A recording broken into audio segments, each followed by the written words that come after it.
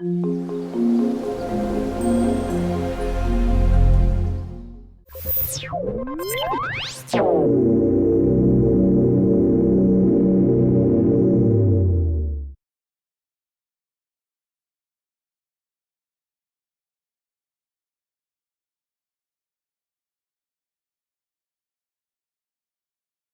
have you now. Nice to meet you, Nice, Lauren.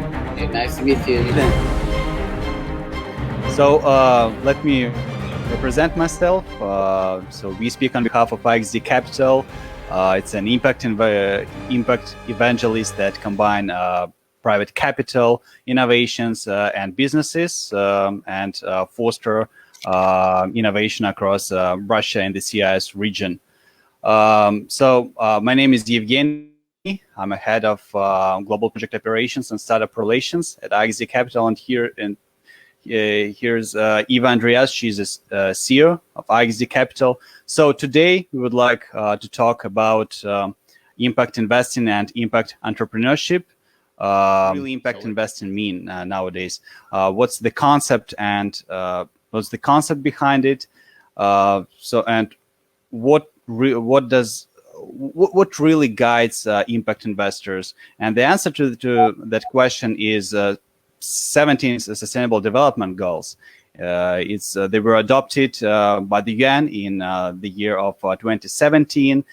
So this is the global framework for every impact investor, and they consist of a number of goals such as no poverty, zero hunger, good health, quality education, gender equality, and other. So they really make a difference in our world. So it's a complex concept that allows deep transformations across industries, but moreover, it actually transforms the whole, not only economy, but the whole society and the mindset of society.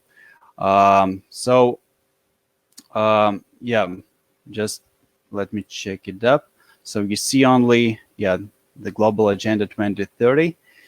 All right. So let me just shift to transition to a low carbon economy. So I would just like to remind everybody that in the year of 2016, Paris Agreement was signed. So it actually means a lot. It means that every industry, every enterprise should adhere to the principles of lowering carbon footprint, of decreasing the decreasing environmental pollution. So ideally, we are looking to decrease the temperature to 1.5 degrees Celsius, and if we don't do anything, it would just increase by 2 degrees. But the point is that we have to save the planet. This is if we take if we bear that among 17 of Sustainable Development Goals, at least 3 of them are directly connected with environmental protection, and at least 3 of them are indirectly connected with the environment. So it actually means that we have to unite our efforts in order to make this transition to a new economy. So the businesses are also guided by science-based targets. So this initiative is applied to, was supported by over 890 companies. So this initiative helps mobilize skill, experience, and resourcefulness of the businesses in order to align their actions with the present-day climatology perspective. So it actually allows to interpret what should be done in order to decrease the carbon footprint. So a lot of corporates support science-based targets. For example, we can take into account Hewlett-Packard Enterprise because it undertakes actions to reduce the greenhouse gas emission by 25% by the year of 2025. Another example is Dell. It also undertakes actions to reduce the greenhouse gas emission caused by the operation of the company's production sites and logistics. Just overall, it's, as I've already mentioned, it's really a complex concept, because during the whole production cycle, the technologies might be deployed, might be integrated in order to reduce the carbon footprint. And but when we talk about green entrepreneurship, we talk about more ecology, but there are plenty of other aspects. For example, just in the fiber production, there were plenty of steps we undertook, plenty of initiatives, like I could name Better Cotton Initiative, Sustainable Apparel Coalition, Puma Environmental Profit and Loss Initiative. And there are actually upstream and downstream activities that should be singled out when we talk about spheres of activities. For example, like it might be purchased goods and services, capital goods, fuel and energy related activities, waste generated operations. I talk about upstream activities, and downstream activities are transportation and distribution, processing of salt products, use of salt products, franchises, investments, and so on. Implementation of impact technologies can now be witnessed in a variety of spheres, like waste management, clean tech, water tech technologies. So those kind of technologies really help us to shift to the next level and facilitate the shift from transition to zero carbon economy.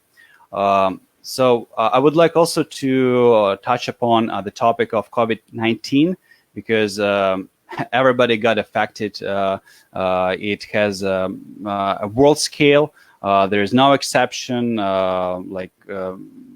developing and developed countries, no matter where you're rich or you're poor. We had to adhere some basic rules just to stay home, so it's a humanity crisis. It's a global crisis for the whole humanity, and at the same time there is a growing demand for innovative solutions and modern business models that meet new market and sustainable development needs. The state, large business, institutional and private investors need to come up with a decisive response required today from all participants in the global economic system. So what has to be done in order to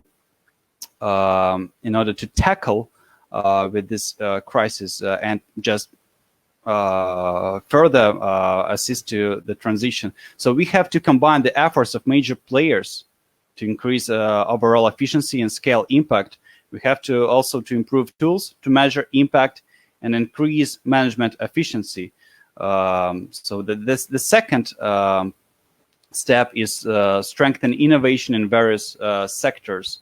There are plenty of sustainable projects across the globe. So businesses, state and organizations must support innovative companies with impact solutions and to implement advanced technologies in all sectors, streamlining and scaling new business models and transforming existing ones.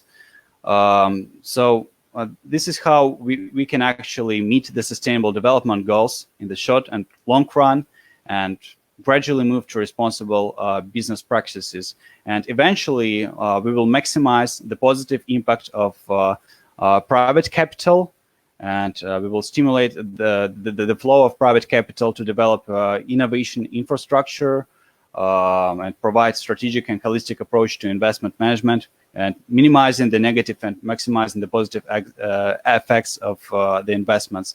So let me just briefly describe our group of just companies, as I've already mentioned. I've just talked about IXD Capital.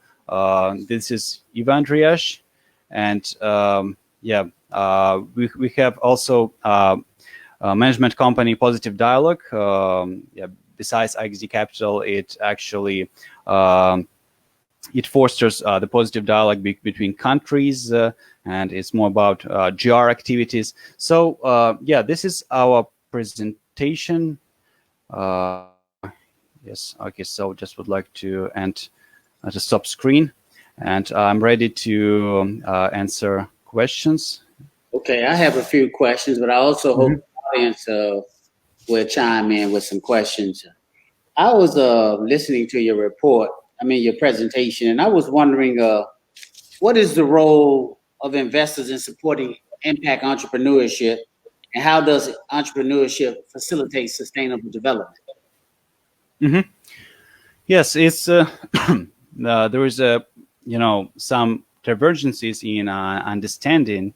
That there is at some point we can single out the investors that adhere to traditional concept of that we have to invest only in profitable ventures and enterprises. We have to adhere to rate of return or to high rates of returns. But there is also another concept of impact investing that actually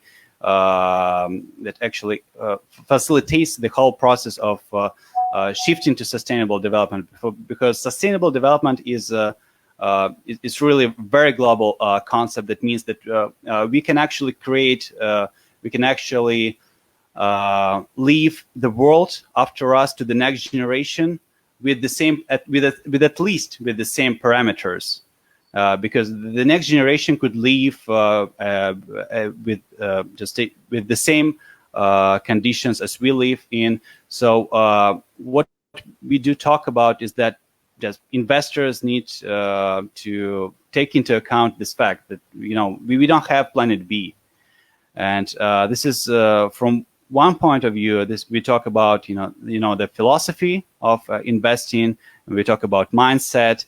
It's not only about returns, yes, but from the other point, from my perspective, what I see just like read news, I see that there is S&P 500 indexes, and the ESG index nowadays outperforms the traditional one. So it means that medtech, edutech really shows good tangible results in terms of investments, and even I think traditional institutional investors should take a look at impact investing and supporting sustainable projects. I have a question. It's kind of off, and you may be able to answer that. I'm a college professor, so I was wondering what role can colleges play? And a lot of business professors aren't teaching our students impact investment. So what role can colleges play, and how do you sort of interface with colleges to get students more involved in impact investment, or do impact investment companies try to get colleges involved in impact investment? Yeah, that's a really good question, because colleges are considered as evangelists of that transition to zero carbon economy. So at one point of view, they might introduce some innovative approaches to the educational system and new subjects. But at the same time, I think the practice is really what makes practice makes it perfect. Yes, so I think that colleges should connect with the social enterprises and organize activities that would entail this communication between students and the founders of social enterprises, sustainable projects, so they could really understand what it means to be an entrepreneur, and to actually to find the bridge between the theory and practice. Okay. I have another question related to another one, sort of kind of off topic, related to how do you see hydrogen? What role do you see hydrogen? I know that you talked about like energy source and renewable. Mm-hmm. So what role is hydrogen or helium will play in sort of reducing carbon emissions And do you see those as the two energy sources of the future? Yes, as far, yeah, I've interviewed a handful of companies that produce hydrogen-powered drones. Yeah, I know. I read a lot about Toyota cars, but yeah, there are some technical peculiarity, technical details, technical limitations. Let's say so. To that economy is that yeah, we need to create solutions that would become absolutely safe for people, because there were some emergencies, let's say so, some just terrible events connected with like explosion of not of facilities, yes, Okay. that used hydrogen. But yeah, overall, it's really it's a good method just to substitute. It's a good item just to substitute fuel. Yes, and I think when it will be more developed in technical aspect, it would become more popular, and it would be adopted by industries. But it actually has some, we can talk about lithium, lithium batteries, and we can talk about carbons about cars that use hydrogen. So right now, the competition, like lithium, the cars that use lithium batteries, they win this competition, but the situation might change. Okay. It actually depends upon technical limitations. Okay, I have a question from the Green Institute. It says the role of private investment in sustainable development cannot be overemphasized. How can the government incentivize private investing to transition into impact investing?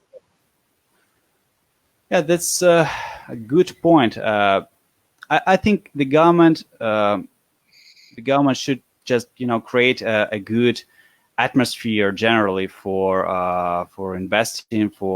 It should uphold the overall VC ecosystem in the region, and not just really be too intrusive, because when a lot of companies get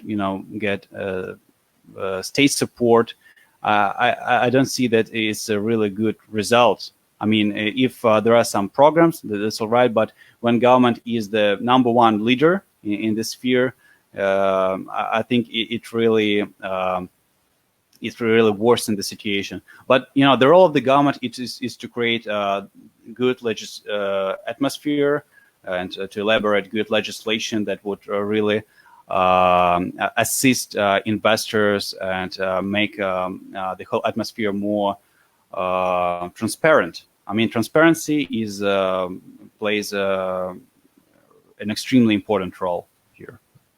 Okay.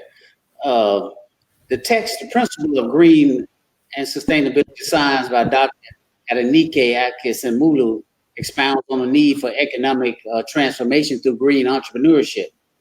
In an age of sustainable development, what is the correlation between impact entrepreneurship and green entrepreneurship?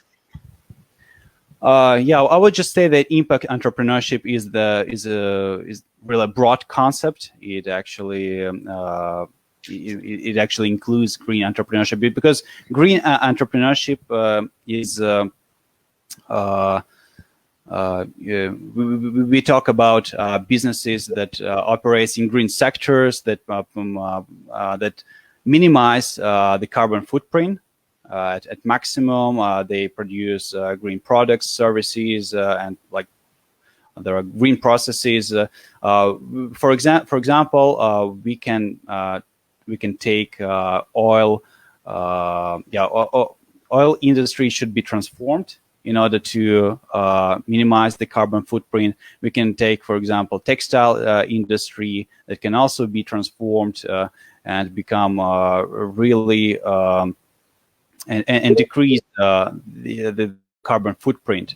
So, but impact entrepreneurship is just overall, it's the entrepreneurship that entails making a contribution to achieving one or several of 17 sustainable development goals. We can talk about decreasing and income inequality, gender inequality, and fostering innovation. So this is a broader concept, I would say. Okay, I have a question from my dean. I'm a professor at Medgar Evers College at the City University of New York, and my dean, Dr. Joanne Rowe. Question is, if capital resources are not channeled to the industry, what are your predictions for socio-economic outcomes?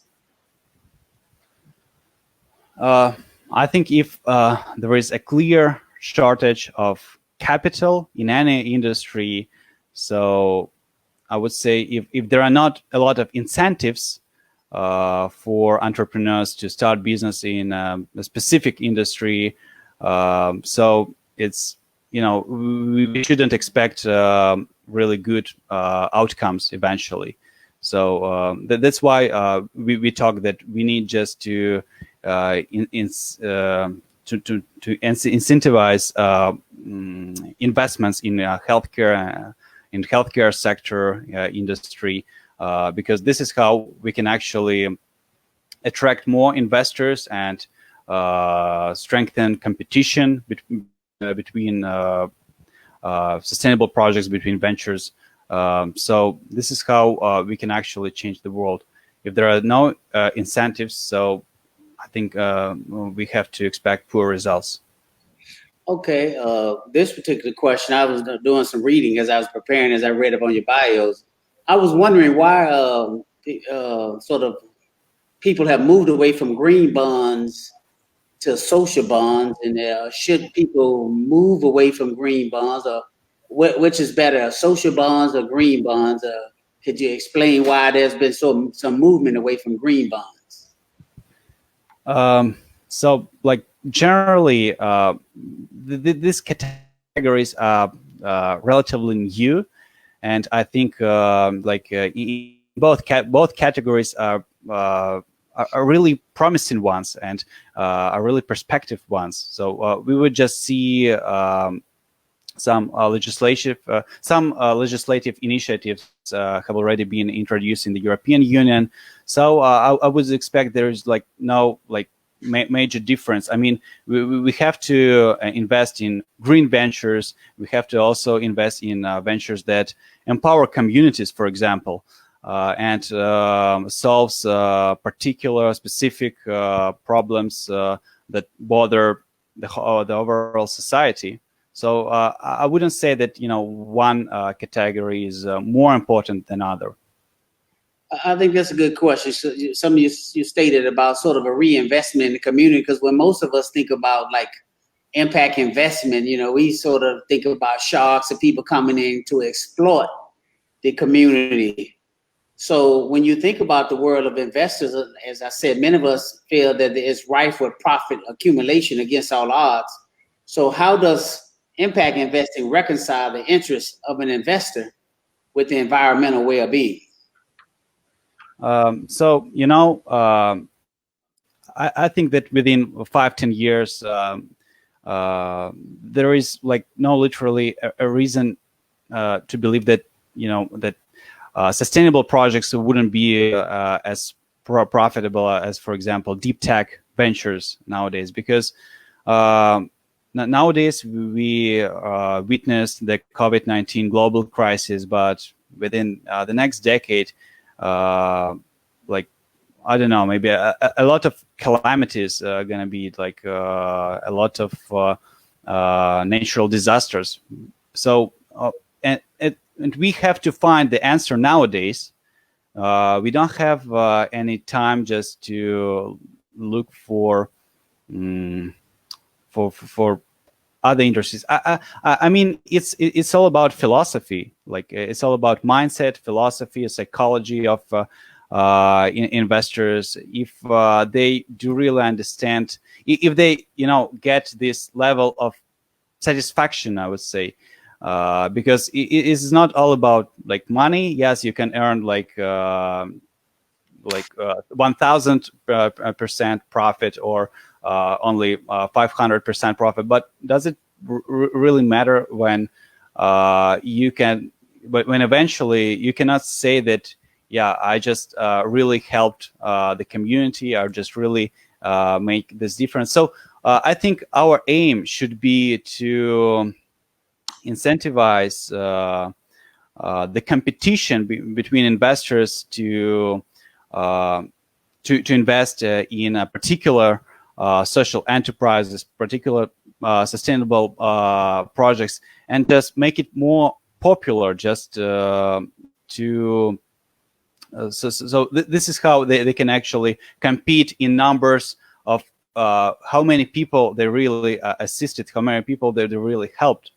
I think this way is better than just adhering to some financials. But I think just overall this is like the generation of investors.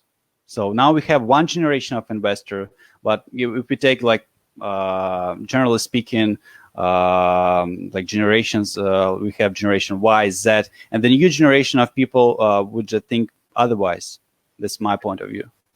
I have a segue question when you talked about like COVID-19. So when you think about the pandemic and how it affected the world of investors, and I know I saw my stock tank and so forth, how resilient is impact investment in such a crisis? Mm-hmm. What do you mean exactly? Sorry. Well, when I say resilient, that means sort of like, when you think about a lot of people didn't have money. There were only a few people were able to invest, and a lot of us lost lots of money in the stock market. So, my question is, how can impact investments stand up to sort of pandemic without sort of like just being another fad and get wiped away because of a pandemic? Mm-hmm. Yeah, I think despite the fact that a lot of people really lost a lot of money, we have to adhere to the long-term strategy. Yes, and I know that there are plenty of institutional investors, VC funds that don't know what to do right now. They just stopped they just stopped any new investments, and they're just pondering over whether they need to invest in deep tech ventures, whether they need to adhere to the previous strategy. So I think the one recommendation for them is just to hedge their risks, and to review investments in industries that really make a contribution to achieving one or several of 17 sustainable development goals. One that contribute to social welfare and tackling the global challenges. Because in the long run, as I've already mentioned, ESG indexes, they outperform the traditional one. They won't lose anything if their expectation, if the investment cycle is at least 7 years. Okay, I have one last question, and I'm gonna attach a little question on that. We have about 2 minutes for the question. The question comes from Dr. Kim Andrews, who's a colleague of mine. She's in Saudi Arabia now, but I'm a professor. As I said, I was wondering if you have internship for students, and do you teach classes to people that are interested in impact investment? And her question is, as international collaborators synergize their effort to reduce the carbon footprint with green sustainable projects, what challenges do you foresee that may need to be overcome in regards to the impact of values and moral sustainable development on behalf of each contributor? So you got about a minute and a half to answer that, because we have to get off. Thank you. Yeah, I've already mentioned. So we need to educate people. That's the number one goal. So unfortunately, in Russia, we don't. this impact investing courses and the sustainability courses haven't become trendy. So we pay also close attention to popularizing them, and we talk with the professors that are quite proficient in this sphere. So I think the overall direction should be just to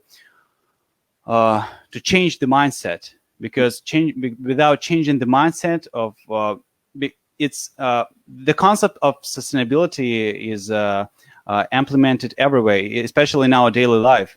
What kind of products we buy, how we use them, and so there are plenty of things to bear in mind. And yeah, overall, it's about shifting. It's about changing the mindset. Yeah, I was just say. Okay, so we'll close on that note because we have 5:30 Jonathan is coming on. So thank you all for taking the time out of your schedule to be with us, and have a great rest of the evening. And like to say thanks to our audience and for the fantastic questions. Thank you, and enjoy. Yeah, likewise. Thank you. Take care.